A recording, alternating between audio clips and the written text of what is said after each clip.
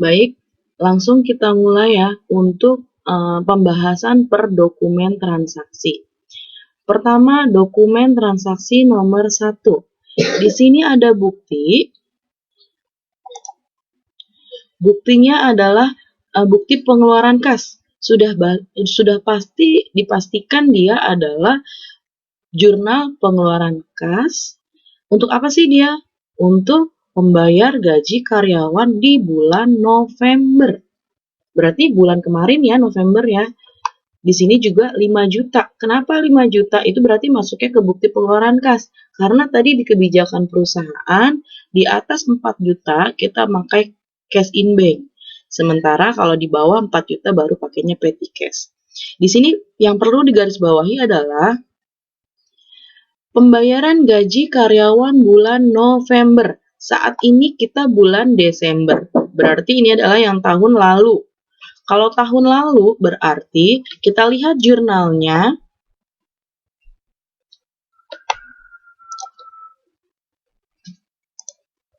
Kita lihat jurnalnya berarti dia adalah cash payment journal. Di sini adalah tanggal 1, bukti BKK 101, gaji karyawan bulan November.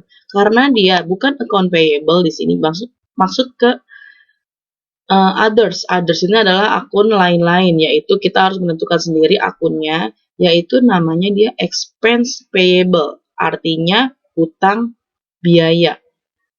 Jadi biasanya kan kalau misalnya bulan November kemarin itu sudah diakui dia sebagai gaji karyawan, beban gaji, hutang gaji.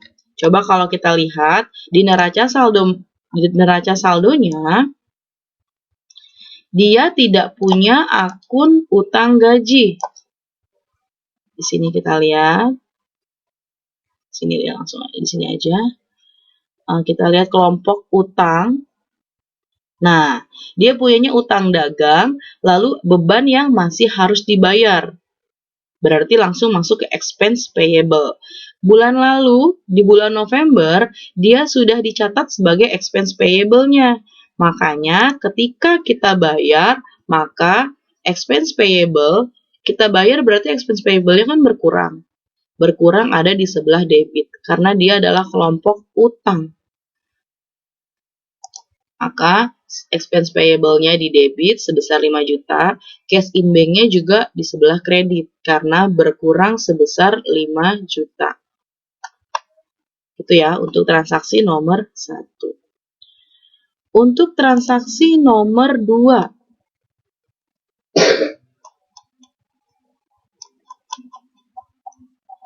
Kita lihat transaksi nomor 2. Nah, kalau voucher kas kecil itu ya soal yang paling mudah diselesaikan. Di sini adalah anggap sebagai soal hiburan ya, karena itu cuma memposting saja ke jurnal kas kecil. Di sini ada kita bayar untuk pembuatan brosur perusahaan untuk keperluan iklan sebesar 850.000. Berarti kita langsung lihat di petty cash journal. Pembuatan brosur perusahaan adalah advertising expense sebesar 850 di debit, 850 di kredit. Ini paling mudah ya. Lanjut ke transaksi ketiga. Bukti penerimaan kas dari toko Diana Bandung, yaitu jumlahnya 170.500.000, pelunasan faktur tanggal 20 November 2012. Di sini berarti toko Diana punya utang sama kita. Kita punya piutang sama si toko Diana. Tertanggal 20 November. Di sini di perusahaan ini tidak ada potongan penjualan ataupun potongan pembelian. Karena dia tidak ada syaratnya. Ya, berarti langsung saja senilai 170.500.000 masuknya ke jurnal penerimaan kas. Kita lihat ya, jurnal penerimaan kas berarti cash receipt journal. Di sini toko Diana terima uang 170.500.000, lalu account receivable-nya 170.500.000. Kita menerima uang dari toko Diana, berarti piutangnya toko Diana juga berkurang di sebelah kredit. Nah, kita perlu membuat yang namanya subsidiary ledger atau buku besar pembantu. Berarti kita nanti di sini akan punya yang namanya di sini mana ya? Nah, toko Diana kita harus punya di sininya, berarti saldo awal toko Diana itu 170.500.000. Ketika dilunasin di tanggal 4, maka kita taruh di kredit. 170.500.000 itu udah di kredit. Dia dilihatnya dari mana sih? Kita lihat dari account receivable-nya. Karena kita lagi ngomongin piutang, berarti fokus kita kepada account receivable. Toko Diana account receivable-nya ada di kredit. Berarti begitupun dengan di subsidiary ledger, dia juga ada di kredit. Berarti saat ini toko Diana tidak memiliki piutang lagi sama kita, 0. Piutangnya 0 berarti di sini ya. Jadi selain dimasukkan ke jurnal penerimaan kas, cash receipt journal, masuk juga dia ke subsidiary ledger, yaitu masuk di kredit sehingga menunjukkan bahwa toko Diana sudah tidak memiliki piutang lagi karena sudah bersaldo 0. Lanjut ya ke transaksi keempat. Ya, lagi-lagi di sini adalah kas kecil. Di sini kita bayar PLN dan Telkom. Kalau kita pakai listrik, biasanya kita pakai dulu baru dibayar kan? Berarti ini adalah listrik bulan November yang kita bayarkan di bulan Desember. Berarti di bulan November sudah kita catat sebagai beban di November. Sementara karena baru kita bayar di bulan Desember, namanya kita ini bayar utang, bukan lagi bayar beban listrik dan beban telepon, tapi kita bayarnya utang listrik dan utang telepon. Ya. Tapi lagi-lagi di neraca saldonya di sini, di neraca saldo dia tidak punya utang listrik dan utang tadi yang di sini ya.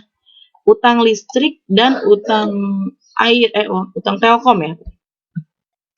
Maka dia masuknya lagi-lagi masuk ke beban yang masih harus dibayar, yaitu expense payable. Ya, jadi dia masuknya ke sini. Coba kita perhatikan petty cash-nya. Pembayaran listrik dan telepon bulan November masuknya ke expense payable, langsung totalnya 3.600.000, petty cash-nya juga 3.600.000.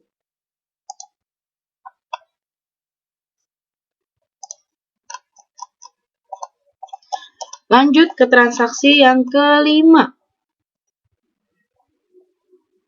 Nah, di sini tingkat kerumitannya lumayan ya, di dokumen transaksi nomor 5, PT Adijaya, di sini ada kopi.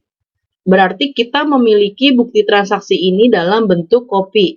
Yang aslinya kemana? Yang aslinya kita kasih ke toko Indah. Berarti ini adalah faktur penjualan. Di sini adalah faktur penjualan, berarti kita menjual seharga 195.800.000. Di sini hal yang pertama kali kita lakukan adalah masukkan transaksi ini ke sales journal. Coba ya, kita di sales journal dulu. Langsung totalnya aja, utangnya 190 piutangnya sorry ya. Piutang 195.800.000 terdiri dari PPN dan total harganya di sini. Coba kita lihat di jurnal penjualan, sales journal. Toko Indah kita punya piutang sebesar ini totalnya, ini salesnya, dan ini PPN outcome. Kenapa outcome? Karena kita jual, barangnya juga terjual, berarti barangnya keluar dari gudang, makanya PPN outcome. Nah, yang jadi pertanyaan, kita kan menjual barang, berarti ada dong harga pokok dasarnya, COGS sama merchandise-nya, kok nggak ada ya di kolom ini? Nah, ternyata